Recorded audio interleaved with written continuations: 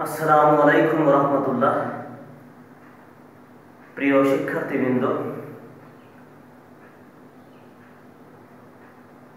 আমরা একাদশ বার্ষিক পরীক্ষা শেষ করলাম। আমরা হয়তো কিছুদিনের মধ্যে রেজাল্ট পাবো। তো আবারও তোমাদের অনলাইন ক্লাস শুরু হয়েছে। তো আমি তোমাদের এই ক্লাসে স্বাগত জানাচ্ছি। আজকে আমরা দ্বাদশ শ্রেণীতে যে তোমাদের সিলেবাস যেটা আছে সেটা হচ্ছে দ্বাদশ শ্রেণীতে তোমাদের অষ্টম অধ্যায় খাজনার চ্যাপ্টারটা আছে, যেটা সজীব স্যার শুরু করেছেন অলরেডি। নবম অধ্যায় সামগ্রিক আয় ব্যয়। তো এই অধ্যায়টা আমি আজকে শুরু করব ইনশাআল্লাহুল আজিজ। এই অধ্যায়টা হচ্ছে তোমাদের নবম অধ্যায় অর্থনীতি প্রথম পত্র, একাদশ দ্বাদশ শ্রেণীর অর্থনীতি প্রথম পত্র নবম অধ্যায় সামগ্রিক আয় ও ব্যয়। নবম অধ্যায়ের প্রথম ক্লাসটা আমরা দিতে যাচ্ছি। খুবই গুরুত্বপূর্ণ একটা অধ্যায় অর্থনীতির এই অধ্যায়টা। আমরা জানি সবাই যে অর্থনীতির দুইটা শাখা, একটা হচ্ছে মাইক্রো ইকোনমিক্স ব্যষ্টিক অর্থনীতি, আর একটা হচ্ছে ম্যাক্রো ইকোনমিক্স সামষ্টিক অর্থনীতি। ব্যষ্টিক অর্থনীতি অর্থনীতির যে শাখা ক্ষুদ্র ক্ষুদ্র বিষয় নিয়ে আলোচনা করে, পৃথক পৃথকভাবে আলোচনা করে, তাকে ব্যষ্টিক অর্থনীতি বলা হয়। অপরদিকে অর্থনীতির যে শাখায় সামগ্রিক বিষয় নিয়ে আলোচনা করে, বৃহৎ আকারে আলোচনা করে, পূর্ণাঙ্গ বিষয় নিয়ে আলোচনা করে, তখন তাকে ম্যাক্রো ইকোনমিক্স বা সামষ্টিক অর্থনীতি বলা হয়। তো এই অধ্যায়টা সামগ্রিক আয় ও ব্যয় অধ্যায়টা অর্থনীতির ম্যাক্রো ইকোনমিক্স মানে সামষ্টিক অর্থনীতির আওতাভুক্ত একটা অধ্যায়, বড় একটা অধ্যায়।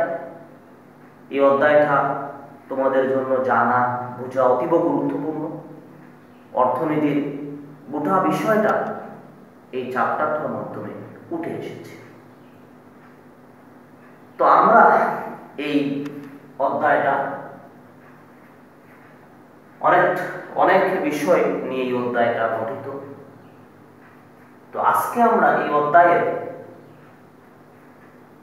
মোট জাতীয় উৎপাদন, মোট জাতীয় উৎপাদন, মোট জাতীয় উৎপাদন, যার ইংরেজি নাম গ্রস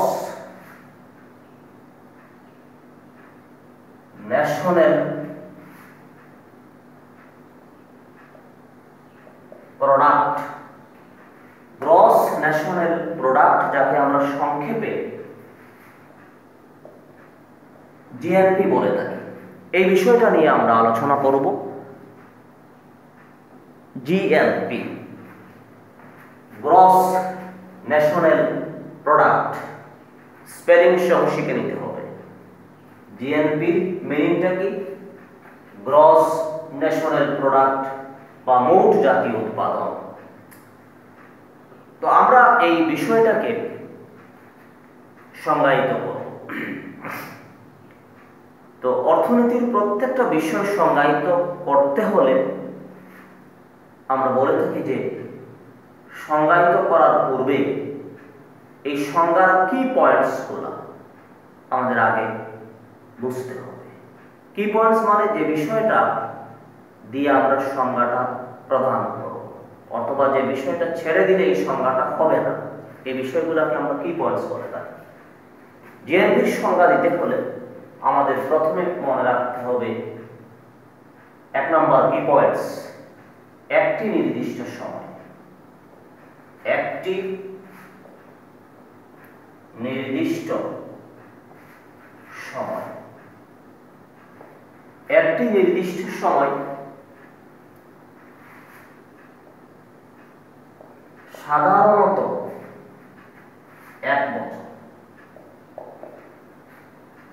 একটি নির্দিষ্ট সময় সাধারণত 1 বছর। এই হচ্ছে আমরা একটা কি পয়েন্টস লিখলাম। 2 নম্বর কি পয়েন্টস, একটি দেশের জনগণ।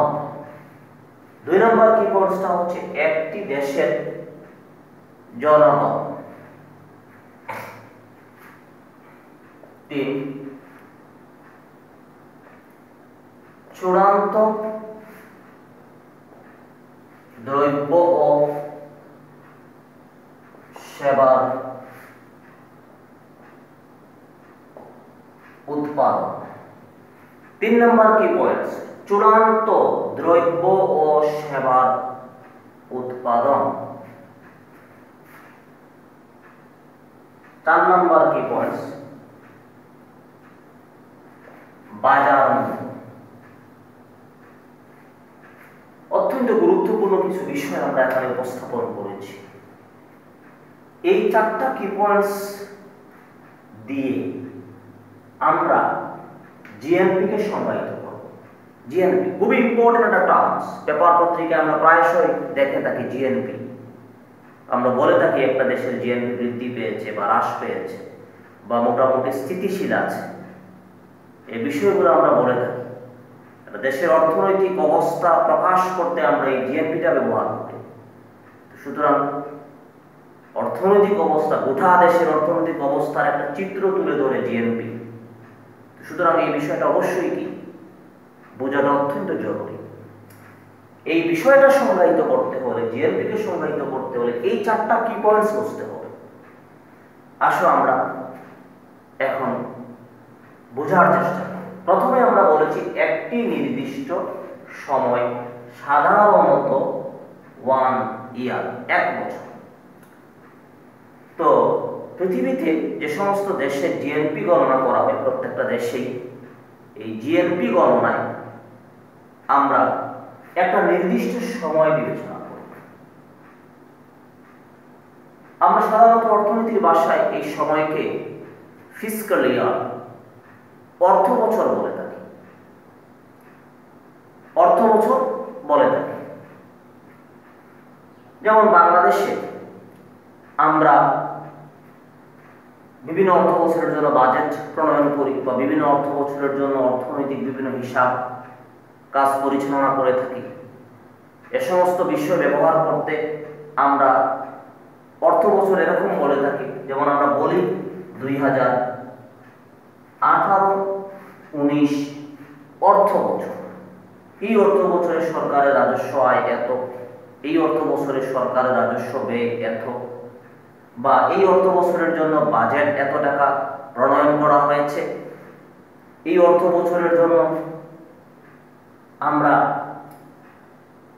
বিভিন্ন প্ল্যানিং পরিকল্পনা কি করেছি, গ্রহণ করেছি, এ সমস্ত বিষয় আমরা ব্যবহার করি।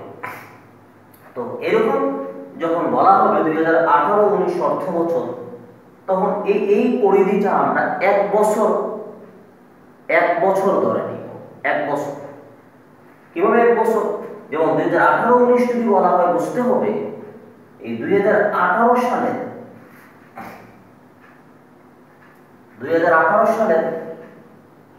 1 জুলাই 1 জুলাই 2018, আর 19 হবে 30 জুন 2019। তাহলে আমাদের দেশে ফিসক্যাল ইয়ার, অর্থ বছরটা শুরু হয় জুলাইয়ের 1 তারিখ। জুলাইয়ের কি 1 তারিখ। আর শেষের বছর যেটা আমরা বলে থাকি, 19 যদি বলে শেষের বছরটা হয়, সেটা হবে 30 জুন 2019। তাহলে July, August, September, October, November, December, January, February, March, April, May, June, এই হচ্ছে 12 মাস। এই 12 মাসে হচ্ছে 1 বছর। এই বছরটা আমরা এভাবে ধরে থাকি। এই জিনিসটাকে আমরা বলেছি একটি নির্দিষ্ট সময়, সাধারণত 1 বছর। যেমন আমরা যদি 19-20 বলে থাকি, 2019-20 অর্থ বছর, তাহলে আমরা বুঝে নিব এটা হচ্ছে 2019 সালের 1 জুলাই আর 2020 সালের 30 জুন। এই হচ্ছে আমাদের অর্থ বছর। এটাই হচ্ছে একটা নির্দিষ্ট সময়। তাহলে একটা নির্দিষ্ট সময় বলতে আমরা সাধারণত 1 বছর বুঝে থাকি। এই 1 বছরের জন্য আমরা ক্যালকুলেশন করি বা জিএনপি গণনায় এই 1 বছরটা আমরা কি করে থাকি, বিবেচনা করে থাকি। আমরা এটা বুঝলাম 1 নম্বর কি পয়েন্টস। এবার আসেন 2 নম্বর কি পয়েন্টস। 2 নম্বর কি পয়েন্টস আমরা বলেছি একটি দেশের জনগণ। একটি দেশের জনগণ বলতে কাদের বোঝানো হচ্ছে? যেমন বাংলাদেশের জনগণ যদি আমরা বলে থাকি, তো বাংলাদেশের জনগণ কারা? যারা বাংলাদেশে আছে তারা বাংলাদেশের জনগণ। কিন্তু বাংলাদেশে বিদেশি জনগণ আছে। আমাদের দেশে অনেক প্রতিষ্ঠান আছে, অনেক অর্গানাইজেশন আছে যেখানে বিদেশি বিভিন্ন লোকজন কর্মে কি আছে, নিয়োজিত আছে। যেমন আমাদের তোমাদের এই শ্রীমঙ্গলে শেভরন কোম্পানি আছে। এই শেভরন কোম্পানিতে বিদেশি বিভিন্ন মার্কিন বিভিন্ন কর্মকর্তা এখানে কাজে কি আছে, নিয়োজিত আছে। বা বিভিন্ন রপ্তানি প্রক্রিয়াজাতকরণ অঞ্চলে বিভিন্ন দেশের লোকজন কি আছে, কাজ করতেছে। কোরিয়ান কর্মকর্তা আছে, বিভিন্ন দেশের কি লোকজন এখানে কর্মে নিয়োজিত আছে। তো এই যে বিদেশি জনগণ আছে, তাদের উৎপাদনটা, তাদের আয়টা এখানে আসবে না, মানে জিএনপিতে আসবে না। বিদেশি জনগণের উৎপাদন অথবা আয় জিএনপিতে আসবে না। ভালো করে বুঝতে হবে, কিন্তু টেকনিক্যাল জিনিস মনে রাখতে হবে। জিএনপিতে আসবে কাদের আয়, কাদের উৎপাদন? একটি দেশের জনগণ। বাংলাদেশের জিএনপি ক্যালকুলেশন করলে বাংলাদেশের জনগণ। আমরা ইংল্যান্ডের জিএনপি গণনা করতে হলে ইংল্যান্ডের জনগণ। তো বাংলাদেশের জনগণ বাংলাদেশের ভিতরে আছে, বাংলাদেশের নাগরিক যারা, তাদের উৎপাদনটা আসে। এবার আসে বাংলাদেশের জনগণ কিন্তু শুধুমাত্র বাংলাদেশে নয়, পৃথিবীর বিভিন্ন জায়গায় ছড়িয়ে ছিটিয়ে আছে। বাংলাদেশের জনগণ মিডল ইস্টের বিভিন্ন দেশে কি কর্মে নিয়োজিত আছে। সৌদি আরবে আছে, কুয়েতে আছে, সংযুক্ত আরব আমিরাতে আছে, ওমানে আছে, বাহরাইনে আছে, বিভিন্ন জায়গায় আছে। ইউরোপের বিভিন্ন দেশে আছে, ইংল্যান্ডে আছে, আমেরিকায় আছে, বিভিন্ন জায়গায় আছে। তো পৃথিবীর যে সমস্ত জায়গায় থাকুক না কেন, তাদের উৎপাদনটা অবশ্যই জিএনপির ভিতরে আসবে। এরা একটি দেশের জনগণের অন্তর্ভুক্ত। তাহলে আমরা সহজে একটি দেশের জনগণ বলতে আমার দেশের জনগণ দেশের ভিতরে এবং দেশের বাহিরে আছে, তাদের প্রত্যেকের উৎপাদন বা আয় জিএনপির ভিতরে আসবে। কিন্তু একটি দেশের জিএনপি গণনায় ওই দেশের ভিতরে যে বিদেশি জনগণ আছে তাদের উৎপাদনটা জিএনপিতে আসবে না। আশা করি জিনিসটা তোমাদের পরিষ্কার হয়েছে। 2 নম্বর কি পয়েন্টটা আমরা শেষ করলাম। একটি দেশের জনগণ আমরা বুঝতে সক্ষম হলাম। এবার আসেন 3 নম্বর, আরো গুরুত্বপূর্ণ পয়েন্ট 3 নম্বর। তিন নাম্বার পয়েন্টে দেখো তো বিভিন্ন শব্দ ব্যবহার করেছি আমরা, চূড়ান্ত একটা শব্দ ব্যবহার করেছি, ভাইটাল একটা ওয়ার্ড চূড়ান্ত। দ্রব্য ব্যবহার করেছি, সেবা ব্যবহার করেছি, তাদের উৎপাদন কি করেছি আমরা ব্যবহার করেছি, বিভিন্ন শব্দ ব্যবহার হয়েছে। এবার আমরা দ্রব্য আমরা সবাই জানি, দ্রব্য আমরা যা দেখতে পাই, যার উপযোগ আছে, যা ব্যবহার করে আমরা তৃপ্তি পাই, সেটা হচ্ছে দ্রব্য। চাল, ডাল, তেল, পেঁয়াজ, কলম, এগুলা কি দ্রব্য, এগুলা দেখা যায়, এগুলার উপযোগ আছে, আমরা ব্যবহার করি, দ্রব্য, ভিজিবল দ্রব্য। সেবা, অর্থনীতির আরেকটা ভাইটাল টার্মস হচ্ছে সেবা, সার্ভিস। যেটা সেবা, এটা ইনভিজিবল জিনিস, অদৃশ্য জিনিস, দেখা যায় না কিন্তু অনুভব করা যায়। সেবার মাধ্যমে আমরা কি পাই? উপযোগ পাই। যেমন শিক্ষকের সেবা, আমি তোমাদের যেটা দিচ্ছি, শিক্ষকের সেবা, এটার উপযোগ আছে, এখান থেকে তোমরা তৃপ্তি পাচ্ছ, উপযোগ পাচ্ছ। ডাক্তারের সেবা, নার্সের সেবা, উকিলের সেবা ইত্যাদি বিভিন্ন সেবা কি অর্থনীতিতে বিদ্যমান রয়েছে। পুলিশের সেবা, তো এগুলো হচ্ছে সেবা। সেবাই আমরা বুঝলাম তাদের উৎপাদন, দ্রব্যের উৎপাদন, সেবার উৎপাদন। উৎপাদন তো বুঝতেছো, এই যেগুলা অর্থনীতির বিভিন্ন উপকরণ ব্যবহার করে মিশ্র মূলধন সংগঠন, এগুলোর মাধ্যমে দ্রব্য কি করা হয়? প্রডিউস করা হয়, সার্ভিস দেয়া হয়। তো এগুলো আমরা খুব সহজেই কি করতে পেরেছি? বুঝতে পেরেছি। এবার চূড়ান্ত দ্রব্য বা চূড়ান্ত সেবা। তো ম্যাক্রো ইকোনমিক্সে আমরা দ্রব্যকে তিনটা ভাগে ভাগ করতে পারি। দ্রব্যকে কয়টা ভাগে ভাগ করতে পারি? তিনটা ভাগে। দ্রব্য বা সেবা তিনটা ভাগে আমরা ভাগ করতে পারি। এক হচ্ছে প্রাথমিক দ্রব্য, প্রাইমারি গুডস, প্রাথমিক দ্রব্য বা সেবা, প্রাথমিক দ্রব্য বা সেবা। দুই নম্বর হচ্ছে মাধ্যমিক দ্রব্য বা সেবা, মাধ্যমিক দ্রব্য বা সেবা, সেকেন্ডারি গুডস। আমরা কিন্তু একটা বিষয় নিয়ে আলোচনা শুরু করেছি, এটার পাশাপাশি কিন্তু আরো বিভিন্ন প্রশ্নের আনসারটা আমরা কিন্তু কি দিচ্ছি, বিভিন্ন প্রশ্নের আনসার কিন্তু হয়ে যাচ্ছে। প্রাথমিক দ্রব্য, মাধ্যমিক দ্রব্য, তিন নাম্বার হচ্ছে চূড়ান্ত দ্রব্য বা সেবা। প্রাথমিক দ্রব্য প্রাইমারি গুডস, মাধ্যমিক দ্রব্য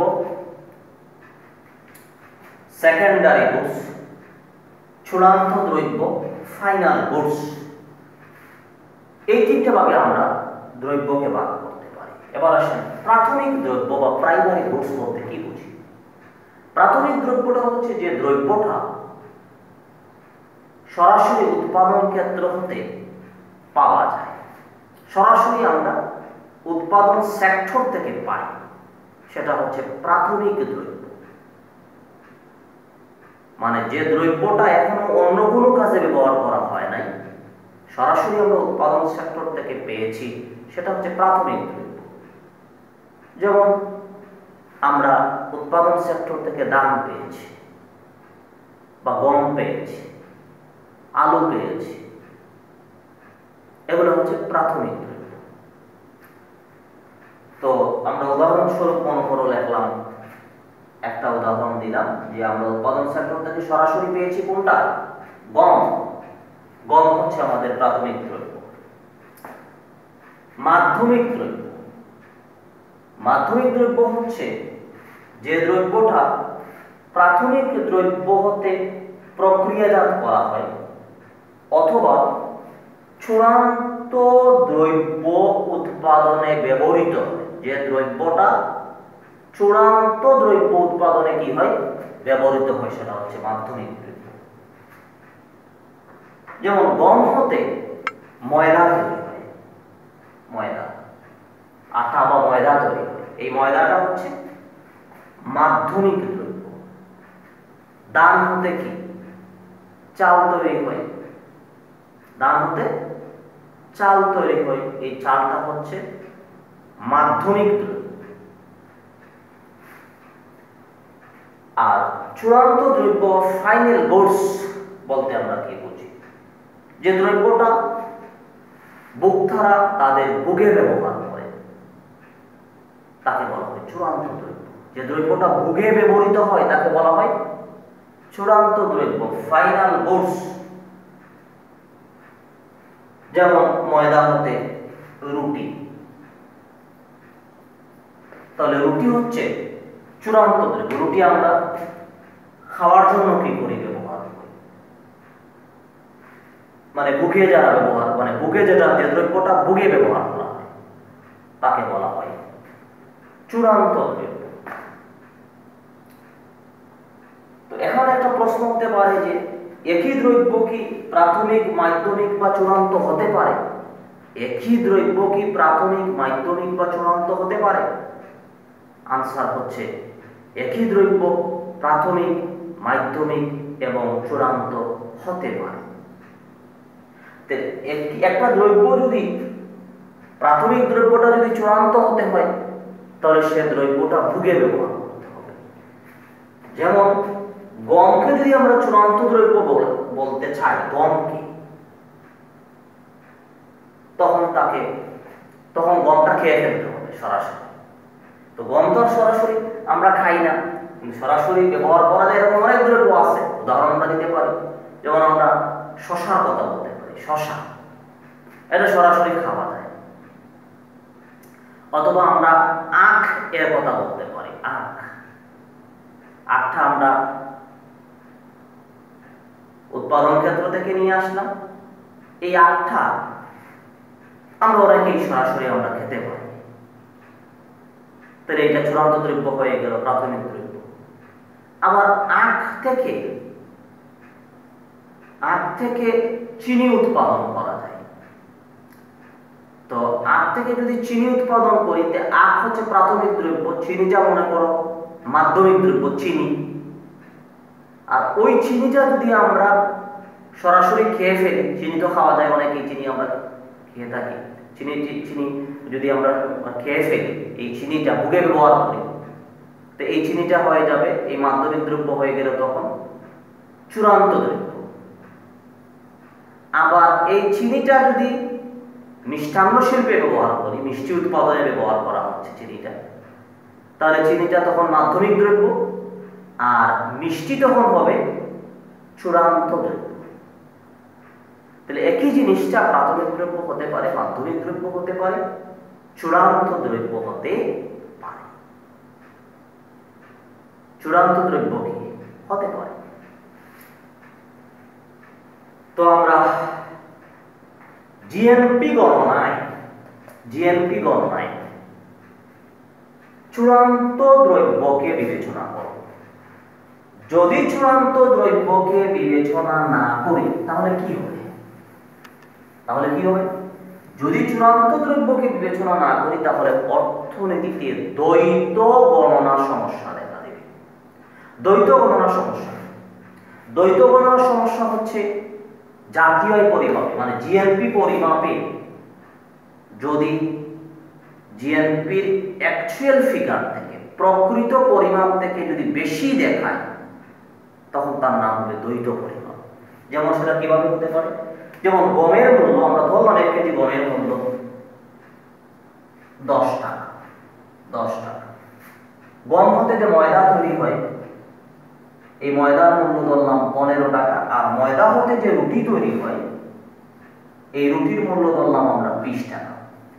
তাহলে আমরা যদি চূড়ান্ত দ্রব্যকে বিবেচনা না করে প্রত্যেকটা দ্রব্যের ভ্যালু যদি নেই, তাহলে 20, 30, 40 কম 45। অ্যাকচুয়ালি জিএনপি হওয়ার পর জিএনপি মানটা কত হওয়ার কথা? জিএনপির মানটা সংজ্ঞা অনুযায়ী চূড়ান্ত দ্রব্য সেবার উৎপাদন, মানে এইটা কত হওয়ার কথা? চূড়ান্ত দ্রব্য কোনটা? রুটি। চূড়ান্ত দ্রব্য একটু আগে বলেছি, যে দ্রব্যটা ভোগী আমরা ব্যবহার করি কোনটা? রুটি। রুটির মূল্য কত? 20। এই 20 টাকা হবে, 20 টাকা জিএনপিতে যাবে, 20 টাকা চূড়ান্ত দ্রব্যের মূল্যটা জিএনপিতে যাবে। কিন্তু আমরা যদি সবার মূল্য টাকা নাই, সবার মূল্য যদি বিবেচনা করি, তাহলে তো জিএনপি হয়ে যাবে 45 টাকা। এইটার নামই হচ্ছে দ্বৈত গণনা সমস্যা। এই দ্বৈত গণনা সমস্যা দূর করার জন্য আমরা চূড়ান্ত দ্রব্যের মূল্য অথবা মূল্য সংযোজন আমরা ব্যবহার করতে পারি। মূল্য সংযোজন কি? যেমন গম অর্থনীতিতে মূল্য সংযোজন করেছে 10 টাকা, ময়দা যখন অর্থনীতিতে আসলো তখন মূল্য সংযোজন করেছে, মানে মূল্য বৃদ্ধি করেছে কত টাকা? 10 থেকে 15, 5 টাকা। এই ময়দা যখন আমরা রুটি হয়ে গেল, ময়দার নাম যখন কি হয়ে গেল? রুটি হয়ে গেল, তখন এইটা অর্থনীতিতে কত টাকা মূল্য সংযোজন করেছে? আর 15 থেকে 20, 5 টাকা, 5 টাকা মূল্য সংযোজন করেছে। তাহলে 10 আর 5 15 আর 5 কত? 20। এই দেখো 20 এই চূড়ান্ত দ্রব্যের মূল্যের সমান হয়ে গেছে। তাহলে দ্বৈত গণনা এড়াতে হলে চূড়ান্ত দ্রব্যের মূল্যকে বিবেচনা করতে হবে, অথবা বিভিন্ন দ্রব্য অর্থনীতিতে যে মূল্য সংযোজন করে তা বিবেচনা করতে হবে। তা বিবেচনা করলে সেখানে দ্বৈত গণনার সমস্যা থাকবে না। লাস্ট পয়েন্ট, আমরা আশা করি 3 নম্বর পয়েন্টটা বুঝতে পেরেছি। লাস্ট পয়েন্টটা হচ্ছে বাজার। লাস্ট পয়েন্টটা কি? বাজার মূল্য। জিএনপি কে সংজ্ঞায়িত করতে হলে বাজার মূল্যটা বিবেচনা করতে হবে। অর্থনীতিতে অনেক দ্রব্য আছে যে সমস্ত দ্রব্যের বাজার মূল্য নাই। যার বাজার মূল্য নাই সেটা জিএনপিতে আসবে না। কিভাবে? যেমন আমরা এই যে ব্যক্তি গম উৎপাদন করলো, এই গম উৎপাদন করে মনে করো সে, উদাহরণস্বরূপ মনে করো সে 20 কেজি গম সে কি করলো? উৎপাদন করলো। এই 20 কেজি গমের মধ্যে সে 10 কেজি গম সে পারিবারিক ভোগে ব্যবহার করলো, পরিবারের ভোগে সবাইকে নিয়ে এই গম হতে ময়দা, ময়দা হতে রুটি, পারিবারিক ভোগে সে ব্যবহার করলো। তাহলে 10 কেজি গম তো বাজারে গেল না, বাকি 10 কেজি গম সে বাজারে নিয়ে গেল বিক্রির উদ্দেশ্যে। এই যে 10 কেজি গম বাজারে গেল, এটার বাজার মূল্য আছে বিদায় এই 10 কেজি গম জিএনপির ভিতরে যাবে। তো জিএনপিতে অন্তর্ভুক্ত হতে হলে বাজার মূল্য থাকতে হবে। একজন ডাক্তার সে তার চেম্বারে রোগী দেখে 1000 টাকা সম্মানী দিল, ডাক্তারদের সম্মানী তো বেশি হয়, তো 1000 টাকা কি করলো? সম্মানী দিল। এই 1000 টাকা তার সেবার মূল্য আছে বিদায় এই 1000 টাকা জিএনপিতে যাবে। ওই একই ডাক্তার সে তার পরিবারে, মনে করো তার ভাইয়ের কি হলো, ভাই অসুস্থ, এখানে সে কি করলো? ভাইকে দেখলো, ভাইয়ের জন্য কিছু ঔষধ কি করলো? সাজেশন করলো, প্রেসক্রিপশন দিল, বা তার নিজে ঔষধটাও কি করলো? সে সরবরাহ করলো। এই যে করলো, এগুলো সে ফ্রি সেবা দিল, পারিবারিকভাবে ফ্রি সেবা দিল। এই ফ্রি সেবা যে দিল, এই সেবার কিন্তু মূল্য নাই। তাহলে এই সেবাটা জিএনপিতে যাবে না, কারণ যে সেবার কি নেই, বাজার মূল্য নাই, সে সেবা জিএনপিতে যাবে না। একজন আমাদের উদ্দেশ্যে মনে করো একটা গান পরিবেশন করলো, আমরা সবাই বললাম তোমার গানটা ভালো হয়েছে, তার কোনো মূল্য পরিশোধ করলাম না, তাহলে সেটা জিএনপিতে যাবে না। আবার ওই লোকটা বাংলাদেশ বেতারে গেল, একটা গান পরিবেশন করলো, বাংলাদেশ বেতার থেকে 2000 টাকা একটা খাম দিল, সম্মানী দিল, এইটার কি আছে? বাজার মূল্য আছে, এইটা জিএনপিতে আসবে। সহজ কথা, জিএনপিতে আসতে হলে বাজার মূল্য থাকতে হবে। যে সমস্ত দ্রব্য এবং সেবার বাজার মূল্য আছে, ওই সমস্ত দ্রব্য এবং সেবাটা এর মূল্যটা জিএনপিতে অন্তর্ভুক্ত হবে। তো প্রিয় শিক্ষার্থীবৃন্দ, আমরা 4টা পয়েন্ট নিয়ে আলোচনা করলাম। 4টা পয়েন্ট থেকে এখানে বিভিন্ন প্রশ্ন পরীক্ষায় আসতে পারে। এখানে দ্রব্য রিলেটেড প্রশ্ন হতে পারে, প্রাথমিক দ্রব্য, মাধ্যমিক দ্রব্য, চূড়ান্ত দ্রব্য, এগুলা বলতে আমরা কি বুঝি, একই দ্রব্য কি প্রাথমিক, মাধ্যমিক বা চূড়ান্ত হতে পারে, এ সমস্ত প্রশ্ন হতে পারে। এখানে প্রশ্ন হতে পারে দ্বৈত গণনার সমস্যা বলতে কি বুঝো।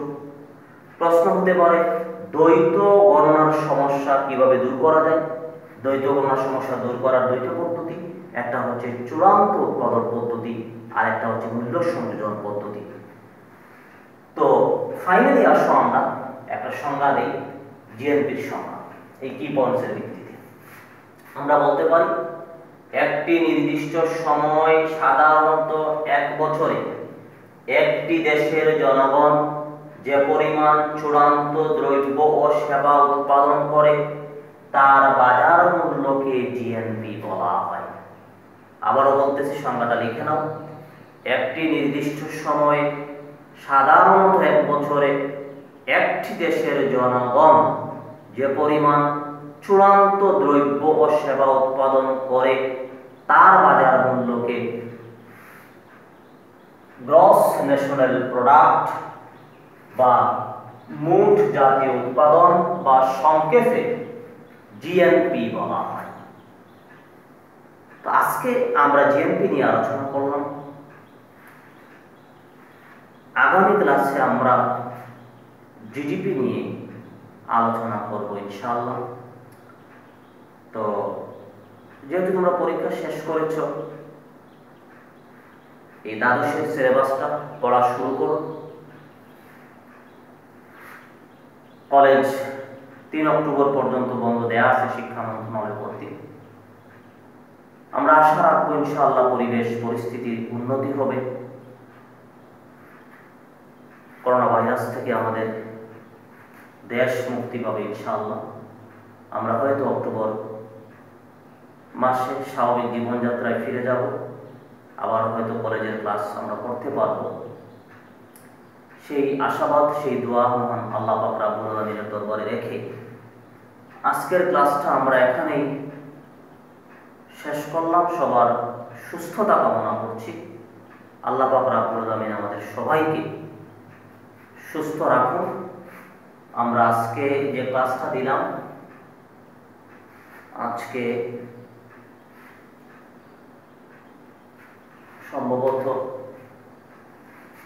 6 তারিখ, 6/9/2020, 6 সেপ্টেম্বর 2020 আমরা এই ক্লাসটা দিলাম। তো সবাইকে ধন্যবাদ। আসসালামু আলাইকুম ওয়া রাহমাতুল্লাহ।